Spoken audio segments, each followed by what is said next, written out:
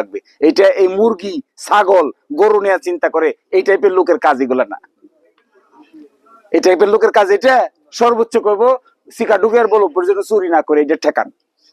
এই চিন্তাটা এটা অতখানি ও চিন্তাটা কতখান এই শিকা ডুবিয়ার বড় পোলের লোক যেন ধানটা চুরি করে না নিতে পারে এইটা ঠেকান। তো এটার জন্য আমার দরকার কি? আপনারা চেষ্টা করেন।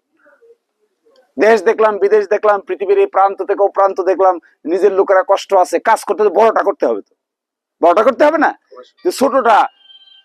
এই জন্য আমার মনে হয় আমার দ্বারা ব্যক্তিগত ভাবেই আপনাদের ছোট ছোট বিষয় করা পসিবল। আপনারা মনে করেন এখানে একটা টিউবওয়েল দরকার, তো টিউবওয়েল তো ব্যক্তিগত ভাবেই করা পসিবল, সরকারের কাছে যাওয়ার তো দরকার নেই। আপনারা বলতেছেন যে ওখানে কালভার্ট আছে, এই মাটি নাই ওই পাশে মাটি নাই। আমরা যেদিকে মোটরসাইকেল দিয়ে আসছি এই পাশেও মাটি নাই ওই পাশেও মাটি নাই, কালভার্টটা এরকম হয়ে আছে না? তো এইটা আর কয় টাকার মাটি লাগবে?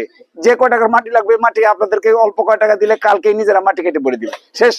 তো কাজ শেষ, কর্ম শেষ, জীবনযাত্রার মান উন্নয়ন হইলেও এই ছেলেরা বেকার না? বৈশাখী উঠলে পরে এরা কি করবে? জ্যৈষ্ঠী মাসে এদের কাজ কি? আষাঢ় মাসে কি করে? তার কোনো কাজ আছে? শুধুই লুড্ডু খেলে। এবং আমি 100% শিওর ঘরের ভিতরে লুড্ডু খেলা নিয়ে মারামারিও করে না? কামটা কি তার? অথচ এই ছেলেটাকে এই যে সরাসরি সাদা গেঞ্জি পরার দাঁড়াইছে, তোমার নাম কি? হ্যাঁ, এই বয়স কত? 28। লেখাপড়া করছো? লেখাপড়া দেখতে শুনতে আর্মির মতো মনে হয় না? দেখলে মনে হয় যে না আর্মির একটা সদস্য। একটা শহরে থাকা ছেলেরে এরকম বডি ফিটনেস শহরে থাকে এরকম একটা লোক খুঁজে পাবেন না, এরকম বডি ফিটনেস আছে।